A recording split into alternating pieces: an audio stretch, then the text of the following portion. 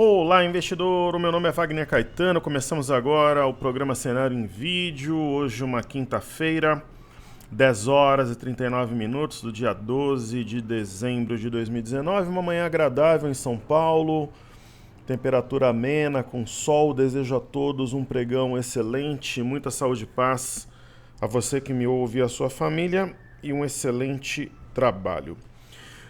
Pessoal, eu convido a todos para se inscreverem a fim de receber informe cenário. Eu produzo todos os dias de manhã. É só entrar no site toptraders.com.br, nome, e-mail e enviar. Você já recebe a partir do dia seguinte. Na descrição dos vídeos também é possível você encontrar o link para entrar na nossa página e assinar o informe cenário. E também lá você consegue entrar no grupo do Telegram, né? A gente faz conteúdos exclusivos ali, comunicações diárias, e também assista ao Seja Bem-vindo à Bolsa, que é o nosso treinamento para investidores iniciantes. Pode ser ou o primeiro passo, um dos primeiros passos para quem está adentrando a jornada da renda variável. O seu like é importante, compartilhe o vídeo e você é bem-vindo na área de comentários. Bom, vamos iniciar os estudos de hoje, né? As bolsas americanas, como sabemos, iniciam seus negócios às 11h30. Os futuros americanos operam em queda, né? S&P caindo 0,06, Dow Jones 0,12 e Nasdaq 0,10. O EWZ, que é ETF brasileiro negociado em Nova York, ganha 0,53 a 45 dólares e 10 centavos. Existe um otimismo aqui no Brasil, né? O Copom cortou a Selic para 4,5 ao ano. A S&P elevou o rating no Brasil, detalhei no informe cenário. Então, dólar para baixo, bolsa para cima, apesar de ser uma movimentação bastante moderada. Em relação ao exterior, não temos direção única na Europa e na Ásia, além daquele driver já conhecido, Trade War, China e Estados Unidos. Nós temos aí as eleições britânicas hoje, né? Maravilha, então vamos ver aqui índice DAX. Bom, aquela minha velha máxima, softwares. Então vamos olhar aqui a bolsa da China no TradingView. A bolsa,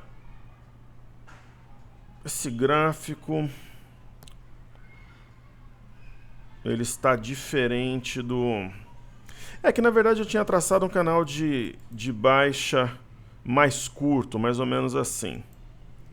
Mas na verdade está correto aqui. Eu tracei algo mais ou menos assim no broadcast.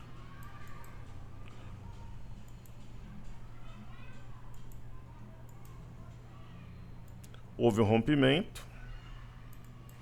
É uma correção normal, tem um gap aberto. Eu acho que a Bolsa da China vai buscar 3.000 pontos no começo de 2020, então não deve ser um fator que comprometa aqui no Brasil. E é claro que ela impacta nas metálicas, ações ligadas a papel, a celulose e coisa e tal. Aí nós temos o índice DAX. Realmente eu só... Na minha internet eu desliguei e liguei o roteador. Aí o broadcast não... Deixa eu fechar aqui que talvez eu precise do programa. Aí ele vai normalizar quando eu reiniciá-lo. Então nós temos aí, por exemplo, Bolsa da Alemanha, índice DAX de Frankfurt, numa movimentação plenamente altista. Eu acho que essa barra do dia 2 de dezembro, a gente pode considerar que ela foi realmente ignorada. E ela não surtiu, por exemplo, um efeito de ser replicada e trazer o índice alemão a 12.600, como era uma hipótese. Então é um sinal de força, sim. E assim como a Bolsa da Inglaterra, né?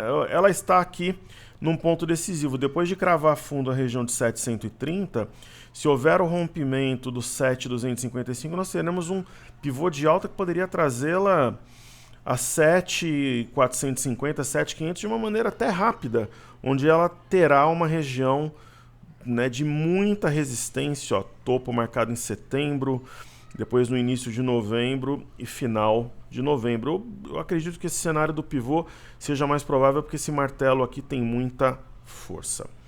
Ok? Falando dos ativos norte-americanos, né? O VIX, ele tocou uma linha de tendência de baixa e agora repousa aqui. O VIX, na verdade, ele é inversamente proporcional às bolsas e por lá a gente tem alguma correção, né? As bolsas americanas muito coladas nas suas máximas históricas. Esse gap aqui é um gap esquisito. Eu acho que ele vai ser fechado, seria 27,745 no Dow Jones, mas aí se for uma correção no tempo que preserve a média de 5, seria um sinal de muita força. E até uma referência para o movimento de correção depois, né? Gap aberto também naturalmente no S&P. Tem uma cara aqui de um mastro bandeira apesar dos gaps, uma correção no tempo. E temos a mesma leitura para o índice Nasdaq, né? Um gap ainda aberto, perto de máxima histórica, corrigindo dentro de um movimento complexo, mas que tem uma orientação franca e plenamente altista. Ok? Aí temos o EWZ, ETF brasileira, negociada em Nova York. Ela está num ponto absolutamente decisivo. É um triângulo grande, essas figuras grandes, assim, elas, uma vez rompidas, elas geram uma euforia, um otimismo muito grande. Eu prefiro sempre trabalhar com parcimônia, mas assim, é fato, se você tirar o zoom aqui do gráfico, você vê uma mega figura, né? E está num ponto ali possível de rompimento. E se nós entendemos isso aqui como um W com eixo a 43,34, a máxima do dia 22, ele teria alvo aqui em cima, a 45,58. Então, mais ou menos assim, para cumprir o W, romperia CLTB, o que seria um sinal absolutamente fantástico, ok? Aí falemos um pouquinho do petróleo, crude oil WTI. É o petróleo negociado na NYMEX, né, em Nova York. Uma orientação manhosa, sinuosa, cabulosa, mas com orientação de alta. Parece ação de energia, né, aqui no Brasil, que vai se arrastando. Eu entendo que tem alvo a 63 dólares para o começo do ano. Aí nós temos o Brent, que o meu alvo é perto aqui de 70 dólares. Eu acho que deve se arrastar até lá ao longo do tempo. E aí as criptomoedas. Vamos ver se tem alguma novidade aqui no Bitcoin Cash. Nenhuma.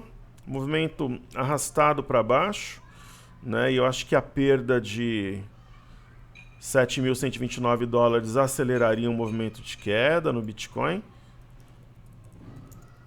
E eu penso isso também em relação ao Bitcoin Cash, né? Nesse caso aqui o ponto seria 202, 203 dólares. Então não existe nesse momento, na minha interpretação pelo menos, uma orientação de compra das criptomoedas. Alguns alunos, professor, mas está descontado, não vale aquela tua máxima, por exemplo, de, pô, uma coisa é o Litecoin a 150 mil dólares, outra coisa a 43. Não, pessoal, porque é um movimento com redução de volume, mostra perda de interesse, vai arrastando para baixo, a pouca força compradora que tenta elevar, o mercado vai lá e bate, então não é. O movimento mais cruel que tem para um ativo, seja uma ação, uma commodity agrícola, uma criptomoeda, é o movimento que vai arrastando para baixo com redução de volume. Então, 144,15 é um ponto que teoricamente poderia ser uma compra, mas eu não creio que esse martelo surta efeito. Baixo volume, mercado de criptomoedas arrastado para baixo. Ok? Então, maravilha. Deixa eu tentar fazer um estudo aqui. Ó, tem o gráfico da XP, né? Ontem é claro, né? Um candle só aqui, vamos colocar um 30 minutos aqui pra gente ver. Estreou na Nasdaq, chegou a bater como máxima 35,50, né? Iniciou os negócios, a mínima foi a 32,10 e agora opera 34. Opera não, né? O pré-market, né? 34,28 começa de fato às 11h30, né? Empresa valendo quase 80 bilhões de reais. Então a gente vai acompanhar de vez em quando aqui o gráfico da XP. Falando das ações que a gente tem acompanhado no dia a dia, né? CVC B3 a gente está colocando como destaque aí diariamente. Eu acredito, né, nesse movimento aí, tô que nem a torcida do Atlético, né? Eu acredito. Eu acho que ela vai se arrastar até romper o 43,95. É minha opinião simples assim. Bandas de Bollinger justapostas à boca do jacaré fechada. Aí nós temos Ciel 3, um outro ativo que se arrasta para cima, parece uma lagarta, né? E você olha no semanal, esse movimento não significa nada. Cielo só muda alguma coisa se romper 8,92. Aí projetaria um teste talvez aqui a 11,13, 10,96, quem sabe até 11,60. Mas até aqui é um simples voo de galinha. Eu acho que esse voo de galinha vai se materializar até os 8,92, mas é um simples repique. Vale a pena a gente comentar que acima de 11,19 é um pequeno topo aqui, ela ganha alguma força, mas nada empolgante. É um simples voo de galinha por enquanto, mas que tem o reforço aqui de um possível ombro, cabeça-ombro invertido, e a gente vê aqui como 8,19 é importante. Então eu acho que o 8,93 é um ponto manjado, vai bater nos 9. Agora ali pode voltar tudo ou pode romper e entrar num outro patamar, de repente atrair a atenção do mercado. Então a gente está entendendo um voo de galinha que será materializado e a partir dali seria uma espécie tal de divisor de águas, né? Certo? Uma ação que eu vou colocar como destaque do dia, pessoal, é positivo. Muita gente, então entrarão esses 3 destaques aqui do dia. Positivo está subindo mais 8,34. Ontem ela subiu nada mais nada menos que 18%. Grande parte dessas movimentações, assim, eu tenho consciência que ontem teve aquela portaria do MEC, eu até passei em tempo real para os meus alunos, tenho conhecimento disso. Mas boa parte do movimento é especulativo. Aí você fala, professor, mas movimento especulativo com esse volume o camarada tá vendido, ele tem que zerar. Porque o cara pensa o seguinte, né? Ele acha que ele é esperto. Tava 3,50 há 2 meses atrás, agora tá 12. Só um bobalhão para comprar isso aqui eu vou vender. Só que aí ele percebe que o bobalhão é ele. Então é aquela brincadeira, você tá na roda de pôquer. Se passa meia hora você não sabe quem é o pato é você. Então o camarada que vende isso aqui descoberto, ele é o pato. E ele dá liquidez para o ativo subir. Eu acho que não é momento mais de entrar, é momento de administrar a posição. Como é que eu administraria? Nós temos um topo aqui a 11,53, colocaria meu stop automático ali a 11,50. Bateu o lucro no bolso, não bateu, vai carregando e subindo stop. Simples assim, esse é o meu destaque, ok? Vamos falar de juros e FNC. DI1 F25.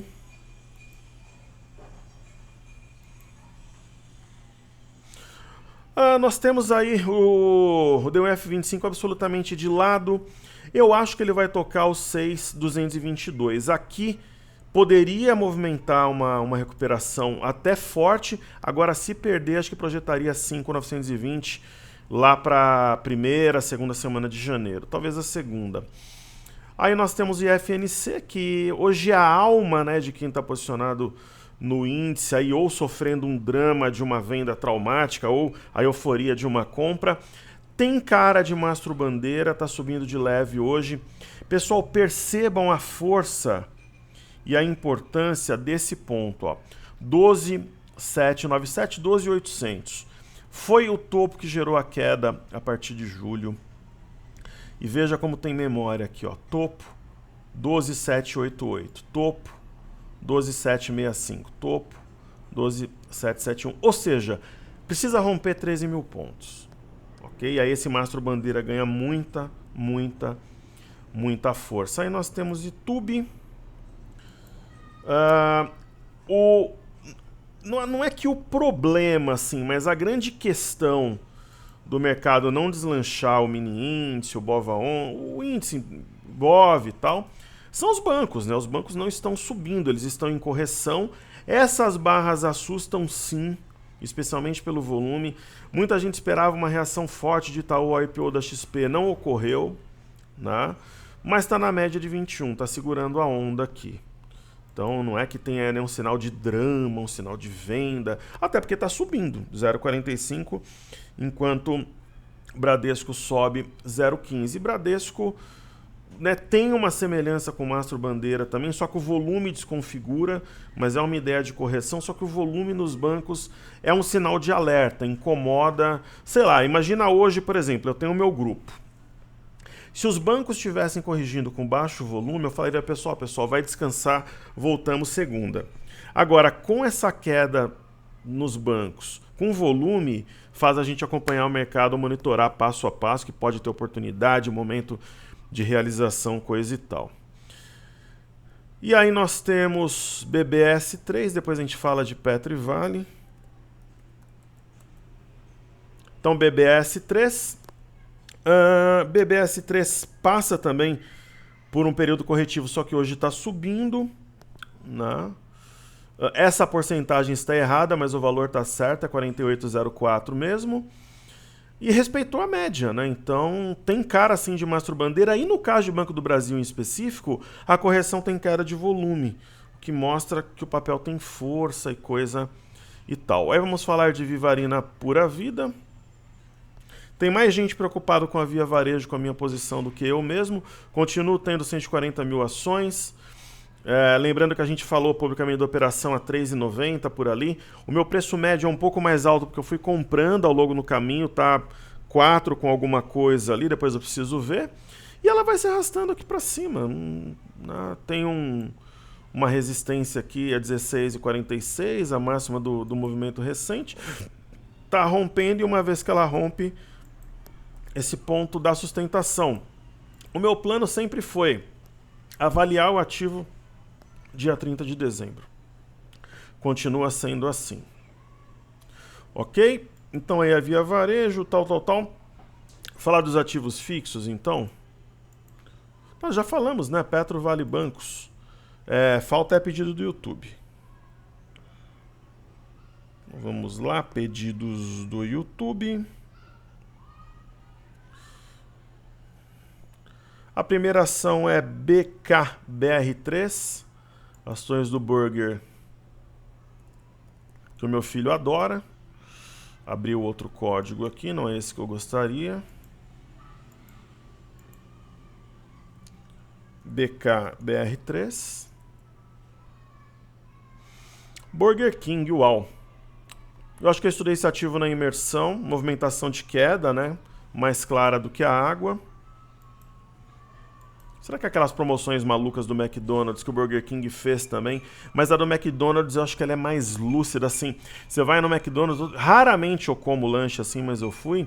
Você pede, sei lá, um Big Mac com um Cheddar McMelt, você dá mais R$10,90, pega fritas e refrigerante. Eu sei que o Burger King começou de 2 lanches por 15, mas o McDonald's é um McDonald's. Quando ele igualou, eu acho que a comunicação no caixa ali é muito clara. Eu não sei se isso tem a ver, mas o McDonald's foi genial nessa sua jornada. Assim, o Burger King, eu vou ser bem sincero a vocês, é um ativo que está no meu radar para possivelmente... Pessoal, a gente ganhou muito bem da imersão da semana passada para cá, né? A gente ganhou bem do dólar, ganhou bem no índice, as ações estão voando. É possível que no meu grupo eu tenha um ativo extra. Isso é comum. Quando a gente arrebenta nos futuros no curto prazo, porra, se o cara faz caixa, né? Ou você realoca na carteira. Eu não estou dizendo que vai ter, senão depois o pessoal do grupo fica escrevendo, perguntando sobre o ativo. Mas é possível que tenha um ativo extra. Às vezes o camarada tem uma grana a mais que ele separou para imersão. Burger King é uma ideia. Só que assim, se for, eu não vou falar aqui, porque é restrito ao grupo, né? Mas é um dos ativos que eu olho como possível ativo extra, sim. Né? Fez um mega pivô de baixa a 17,68. Deve ser uma grande frustração, né, para o camarada que tem o ativo aos 20, 22, 18 reais, ver tudo subindo e ela caindo. Só que a simetria aponta nos 13. Então teria que ter um sinal muito forte contrário para justificar uma posição. Por enquanto não existe. Às vezes... exemplos aqui, um dos pedidos do YouTube é esse ativo, ó, B3 SA3. Deixa eu tentar colocar aqui, B3 SA3. Então, às vezes, você pega, você fala, caramba, tá aumentando o volume, todo mundo operando. Como é que a ação da bolsa tá caindo? É mercado, é ciclo. Né? Às vezes o mercado entende que ela entregou resultado, sei lá, alguém tem uma, de repente, informação de uma concorrente, ou não, às vezes é só uma correção. Mas fato é, pô, você pega vários candles vermelhos em sequência, né?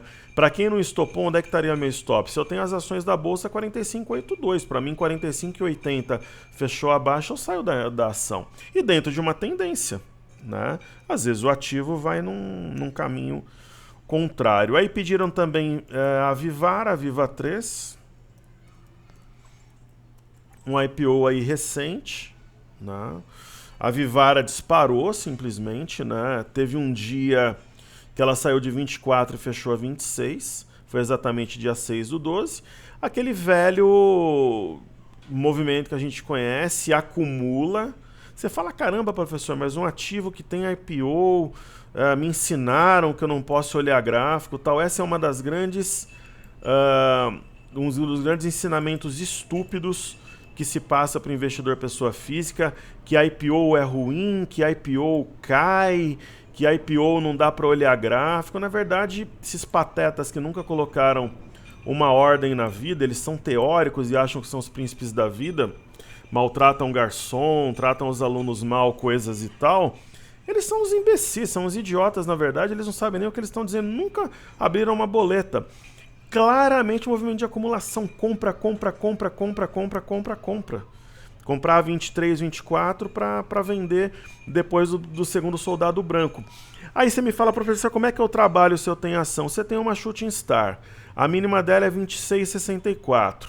Fechou a quanto no dia 11? Lucro no bolso. Né? Ela tem talvez pouco para subir e teria um espaço para corrigir, pelo menos deve corrigir no tempo. Então foi uma compra 23 e alguma coisa para vender nos 27, 28 reais.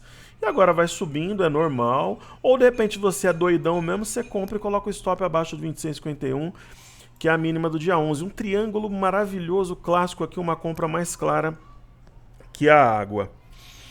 E aí temos Mills, que foi já a rainha da minha carteira, eu acho que a anterior, né? Nós vendemos. A Mills, sem falsa modéstia, eu não tenho essa hipocrisia de ficar dando uma de bonzinho. O cara, pessoal, quem é muito humilde, muito bonzinho, tem a consciência pesada. Camarada muito bonzinho, muito humilde, muito mimimi, ou ele é falso, ou ele tem a consciência pesada e ele quer compensar as presepadas que ele faz. Ser humano é autêntico, nós somos humanos, temos defeitos, qualidades, então assim, muito bonzinho, eu acho que tem algum, no mínimo a consciência pesada. E nós pegamos essa ação lá embaixo, foi um típico caso das nossas viradas famosas, né? Nós já realizamos. O que ela fez depois? Ela fez um triângulo, ela rompeu um movimento maravilhoso aqui, tecnicamente muito bom. Eu guardei até para treinamento, apesar da gente já ter realizado o lucro, nós entramos numa outra ação praticamente substituindo. Ela substituiu o JHSF, nós ganhamos uma bolada, aí ela saiu e nós entramos numa outra. Lembrando que a JHSF é minha ex-esposa. E eu falava no ativo a menos de R$1 quando ninguém falava nada, mais uma vez sem falsa modéstia. Esse movimento é maravilhoso e técnico, porque é o famoso gap de fuga, que tira o ativo de um movimento de contração. Como é que eu faço? Eu vou ensinar para vocês aqui, de maneira... Eu não vou detalhar muito, mas como é que eu faço a projeção de uma movimentação como essa? Você mede por Fibo, de uma extremidade à outra. Eu não estou fazendo milimétrico, eu estou fazendo aproximado. Aí você vem no F2, por exemplo, aqui no Cartesian, você clica nele, aperta o Ctrl para poder copiar e você solta aqui a partir do rompimento. Ou nesse caso, talvez fosse tecnicamente até inteligente, lembrando que quem fica seguindo a análise técnica clássica de livro é, na verdade, um pateta que vai chegar sempre atrasado. Então, qual que era o alvo, mais ou menos aqui? 9,90. Ela bateu 9,74. Se eu pegar isso aqui milimetricamente, vai bater exatamente no alvo. Eu estou fazendo só uma para ficar alguma coisa elucidativa. Então, percebe como funciona? E aí, eu colocaria o lucro no bolso. Opinião minha, ok? Então falamos da B3, da Mills, da Vive e do Burger King. E agora a Hypera, Hipermarcas. Pra gente finalizar os pedidos do YouTube. A Hipermarcas é uma ação difícil de operar, um ativo complexo, a gente já fez operação pública envolvendo Hipermarcas, passa por um período corretivo e a gente vê aí no semanal a situação do ativo. Ela tem um volume razoavelmente bom, só que reduziu-se muito nos últimos tempos. Eu não gosto de quando o ativo apresenta esse fenômeno. O stop para quem estava comprado foi na perda da CLTA. Agora, se de repente, sei lá, você tem uma simpatia pelo papel, você tem uma tara por operar Hypera, você acha maravilhoso, você trabalhou lá, tem o amiguinho que tem o ativo, você quer ser mais esperto que ele, comprar com desconto, coisa e tal, onde que seria um trade técnico que eu acho que tem mais chance de dar errado, mas se der certo também você ganharia uma bela grana. Você coloca aqui, ó, 31,88. Né? Bateu nessa região várias vezes, você compra stop, sei lá, 31,80.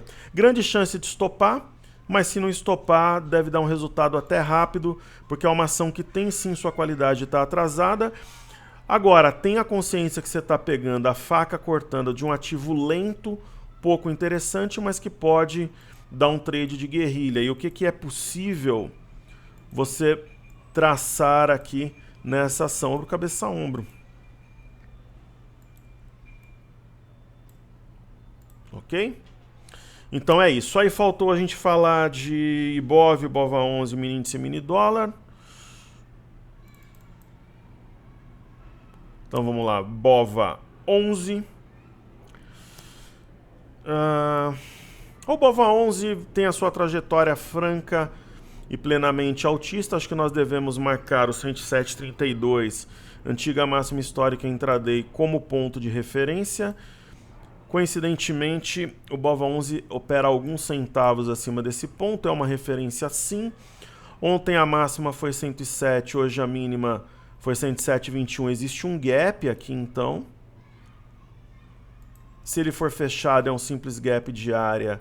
Se ele se mantiver aberto e tiver um grande volume, o que eu não acredito para hoje, seria um gap de fuga.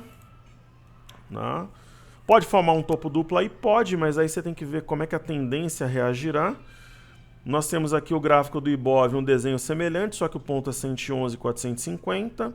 É um divisor de águas que podemos ter um rompimento falso ou, se houver um fechamento acima, especialmente amanhã, na sexta, um pivô. E o ponto é 11,640 no índice, onde o próprio opera nesse momento.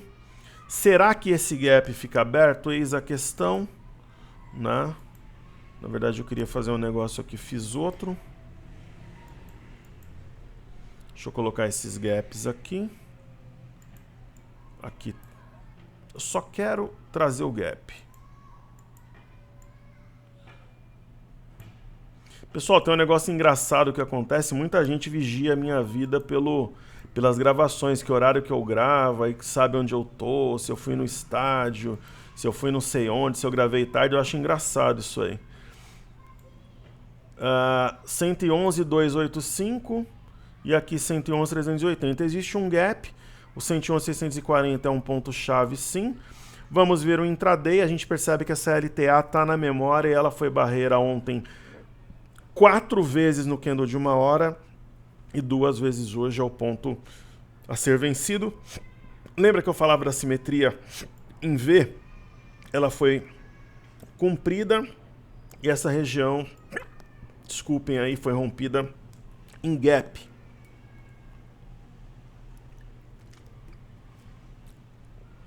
Deixa eu tomar a minha água. E olhando friamente, nós teríamos um pivô de alta acima de 11,285, que é esse ponto, vendo por 30 minutos aqui. Para finalizarmos os estudos, no mundo cor-de-rosa ideal, onde tem duendes e fadas e tudo é bonitinho, nós temos um alvo intermediário por dólar em 4.093,500 ou 4,072. Acho possível bater até o o início da semana que vem, e aqui realmente vai ser uma prova de fogo. Eu tenho suporte 1, suporte 2, veremos como reagirá a divisa.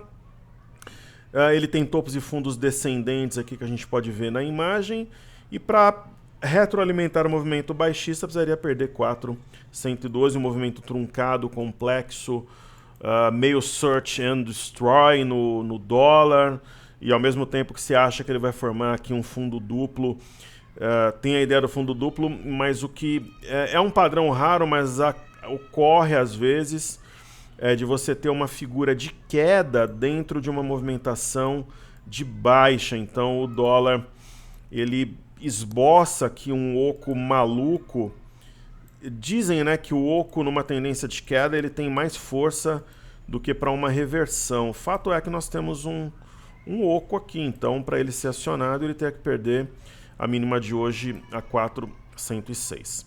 Ok, pessoal, espero que os estudos sejam úteis. Hoje nós não teremos o programa Radar. Eu sempre sou muito sincero aqui. Hoje eu tenho um compromisso também. Eu pego essa fase de final de ano, eu levo o carro para a concessionária, faz revisão, eu gosto de instalar acessório para viajar, eu vou, assim como ontem tenho um compromisso dessa natureza à tarde. E quando eu voltar de um imóvel que eu ocupo aqui, vai ter sorteio de vaga na garagem. Uau! Que programa maravilhoso, né? Então, eu não vou conseguir chegar a tempo de gravar. Então tá aí o cenário em vídeo. Eu fiz um cenário super caprichado hoje, também me comuniquei com o grupo do Telegram, tanto ontem à noite como hoje de manhã. Amanhã, qual que é a programação? Tem cenário escrito em texto normal de manhã, tem o Telegram também, e amanhã eu não farei o cenário em vídeo, eu farei o radar no final da tarde, ok? Então, saúde e paz a todos, muito sucesso a você que me ouve, a sua família, que Deus abençoe o nosso trabalho hoje e sempre, e seguimos juntos porque juntos somos mais fortes, pessoal. Muito obrigado pela atenção, valeu!